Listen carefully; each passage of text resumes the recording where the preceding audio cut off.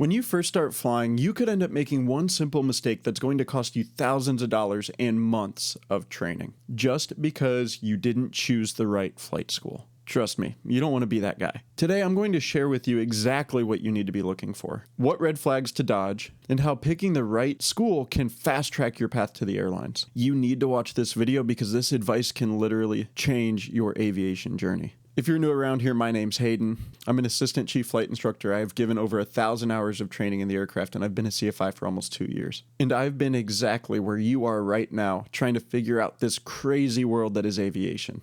My goal is to help you avoid these common pitfalls and make your aviation journey as smooth and enjoyable as possible. All right, let's jump right into it. How to pick a good flight school and avoid the sketchy ones. A good flight school should make you feel welcomed and supported from day one. The staff and the instructors there, they're excited to be there and they're excited to teach. If you walk in and everyone's kind of indifferent or they're too busy to talk, that's a red flag. You don't just want to be treated like another number. Quality instructors are key. The best instructors are patient, knowledgeable, and they genuinely enjoy teaching. You're going to be spending a ton of time in a very small plane with your instructor. So you need to make sure that you actually feel comfortable with them and that they actually care about your progress. If an instructor seems impatient, distracted, or not invested in your success, that's a really bad sign. I also want you to take a look at their airplanes. They don't necessarily have to be brand new because brand new airplanes are extremely expensive, but they should be well maintained and you should be able to tell that they take good care of them. A well-maintained, well-kept airplane shows to you that the flight school takes safety as a top priority. If an airplane looks neglected or shady, then that should be a red flag to you that they don't care. Don't hesitate to ask a school how they maintain their fleet. Their answer to that should be that they take maintenance as a top priority always. There's also going to be two separate paths that you can take. The first one is going to be Part 141, and the second is going to be Part 61. Part 141 is going to be your more structured training programs, like if you were to go off to a college or a university typically. And Part 61 is going to be your local flight school, where it's going to be a lot more like one-on-one instruction. There's no right or wrong answer here. Either way is fine, but you do want to make sure that regardless of which way you go, that your instructor has a clear plan to get you from zero to hero. You should never feel like they're just making it up. A good school is going to tell you what's coming up every step of the journey. Next, you need to make sure that the school just has an overall positive atmosphere. Do the current students seem happy? A supportive, upbeat environment is going to make learning to fly so much more enjoyable. At a good flight school, you'll often see students just hanging around in the lobby even after they're done flying, catching up with other students or talking to the instructors and just hanging out because they're happy to be there. And importantly, a good school is transparent. They're going to be upfront about pricing and realistic with the timeline that it's going to take for you to earn your license. They'll also tell you about any extra potential costs that you might have to sink money into later down the line. You'll want a school that sets realistic expectations as opposed to trying to lure you in with unrealistic promises. Finally, I want you to think about how this school supports your long-term goals. If you want to become an airline pilot, which I imagine most of you do, it's going to be extremely helpful if the school will take you through the advanced ratings like instrument, commercial, CFI, or more times it's going to be at the Part 141 school, but if they have partnerships with any airlines that could help get you an interview. Also ask them what percentage of their instructors graduated from their program. A school that refuses to hire instructors that went through their school means that they don't trust the quality of training that they're giving to their students.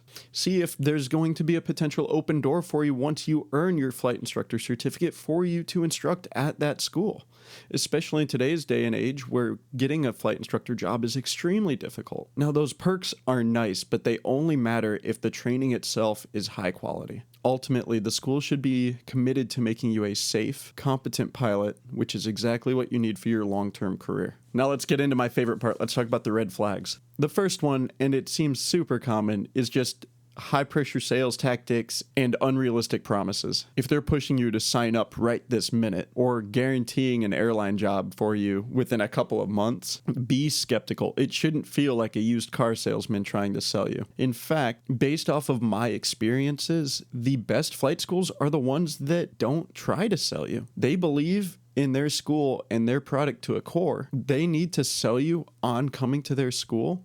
That means that they probably don't have enough students, and there's probably a reason why they don't have enough students. A good flight school should sell itself. Another red flag to look out for is if they want you to put down a huge upfront down payment or sign some weird no refund contract. Be super wary of schools that offer you to put down a huge deposit or make you sign that no refund contract.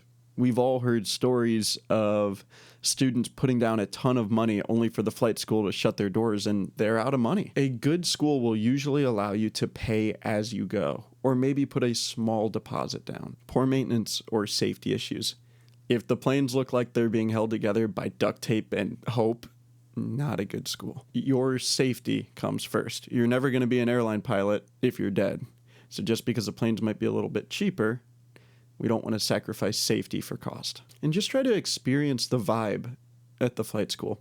Is it disorganized and unprofessional? If the instructor has no clear syllabus, instructors seem rushed or uninterested, or you're constantly getting rescheduled for maintenance or other reasons, it shows a severe lack of professionalism. And the final red flag is the school just having a bad reputation or you're getting a bad gut feeling. Try to talk to other students while they're hanging out in the lobby when you go and visit. Ask them what they think of the school. Ask them if they started over, would they go to the same school. Read Google reviews, or if something just feels off when you go and visit. Trust your gut. So how can you tell if a flight school is really as good as they sound on paper? The best way is to visit that school in person. Don't just rely on websites or brochures. Go to the school, meet the people, and see their operation up close. If possible, schedule a discovery flight where you and one of the instructors goes up for half an hour, 45 minutes. They let you fly around and you can bug them with a million questions. It's a great way to experience their training firsthand and check out their vibe. Come prepared with questions to ask. For example,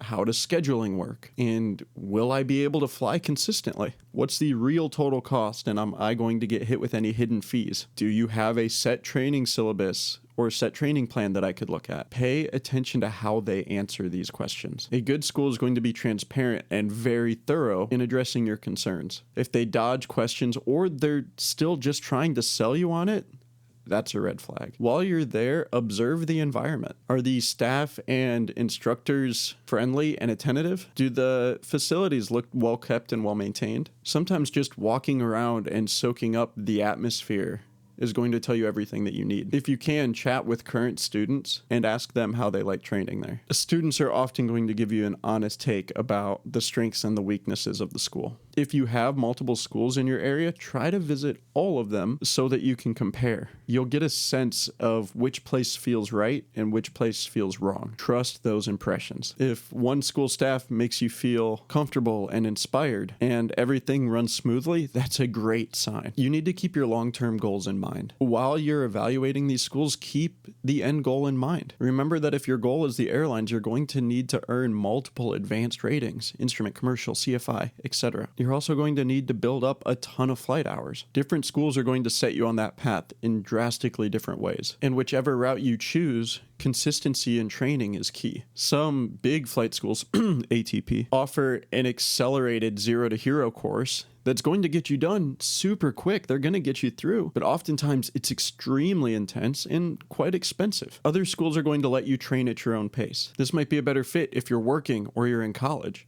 Or high school even. There's no one size fits all. Some students thrive in a large airline style pace environment, while others do much better with one-on-one instruction at a smaller school. The best choice is the one that keeps you motivated and that you enjoy and just overall fits your personality and encourages you to keep showing up. Also, you need to consider the finances and timeline beyond just your private pilot. Flight training is not cheap, especially all the way to the commercial and flight instructor levels. Plan out how you're going to pay for your flight training. Is that your savings? Is that a loan? Is that scholarships? Avoid programs that are going to pressure you into more debt than you are comfortable with.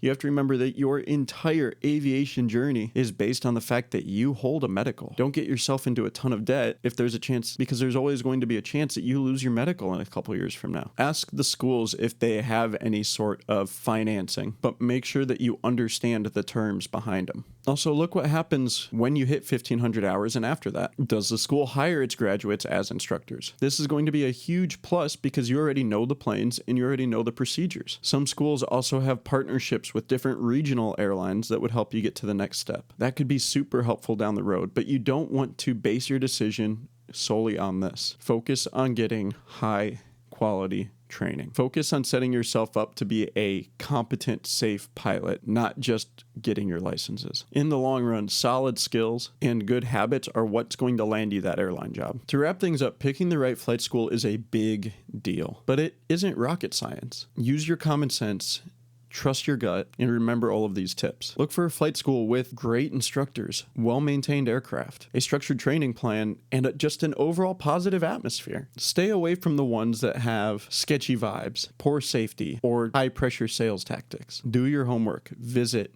ask questions, take a discovery flight, compare your options, and you'll be in good shape. Remember, this is the start of an amazing journey for you, so you want to make sure that you have the right partner for it. Learning to fly is something you only do once, so take the time to make it a great experience by choosing the right flight school. If you like this video, do me a huge favor and hit the like button down below. If you're not already, please subscribe, hit that bell. I post videos every week about flight training and telling you all the tips and stuff that I wish I would have known when I started flight training. If you have any questions or you have a story from your flight school experiences, please tell me that down below. Good luck with your flight training, fly safe, and I'll see you next week.